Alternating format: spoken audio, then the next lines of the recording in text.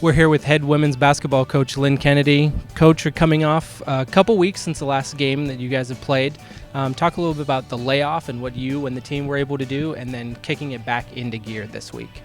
Yeah, it was just a good opportunity for us to kind of get away from campus, see family and friends, do some workouts on our own, for coaches, do some recruiting. So now getting back in the gym this week and getting ready for our game this Saturday, and focus kind of now on Big Sky Conference. So you kind of change gears, you go from non-conference to conference schedule, and we're excited about the transition and to see how if we're ready for our conference schedule, and especially this game coming up Saturday. It's such a unique game, so just to see how we respond this week from practice to Saturday's game. Before we talk about Saturday's game against Sacramento State, let's go back to CSUN. Played them on the 20th here at the Stott Center, coming off a nice win against the Matadors. Talk about what you saw from your team coming out of that final non-conference game. Well, you know, it was interesting because we're coming off the Oregon game, tough opponent, undefeated Oregon team. We had sections of that game where we played extremely well, and then sections where we didn't. So how we responded to that game, coming back, and then playing that game on Thursday night, and then Sunday being able to come back and probably play our most complete game from start to finish. You know, Northridge had beat Penn State, they beat Portland on Friday before our game. So they were coming in, they had a lot of confidence. They're a younger team like us. They have sophomores, juniors, where we have freshmen and sophomores. But it was interesting to see how we responded throughout the second half especially. I thought our defense stepped up. We keyed in on a couple players. We were able to step up our defense, get some stops there in the fourth quarter.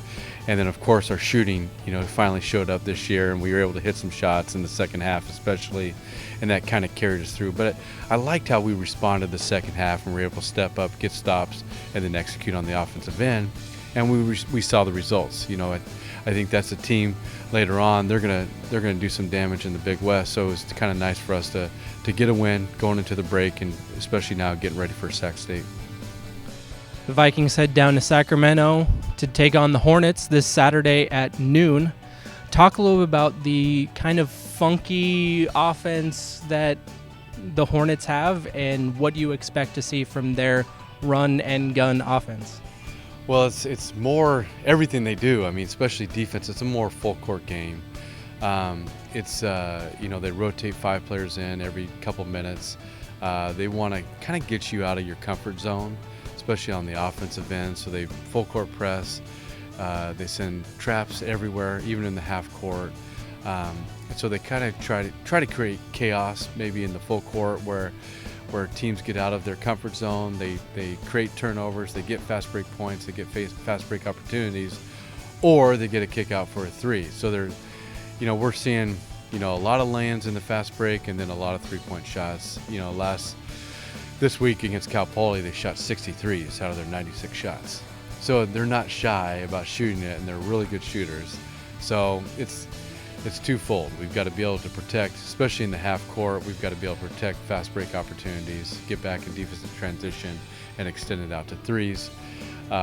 Full court, we've got to be able to run our press break, somehow control tempo, and again, slow it down in the half court, be able to run our sets, and to get into something positive every possession. If you don't, they take advantage of it.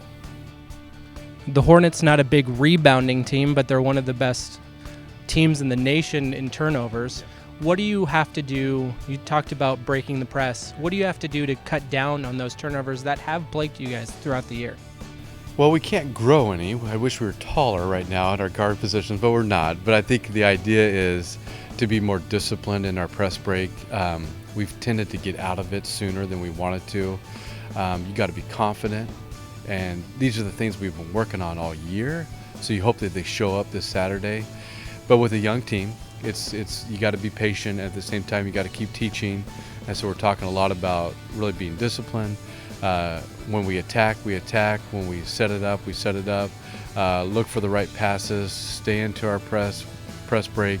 And then our offensive sets, make sure that we set the tempo, make sure we get reversals when we're trying to get a reversal, and get into the inside when we're trying to get into the inside. So to get that complete game, it's the things we've been talking about all year. and hopefully by Saturday they show up. But at the same time, we can't worry about the chaos that they're trying to create. I think that's what they're looking for.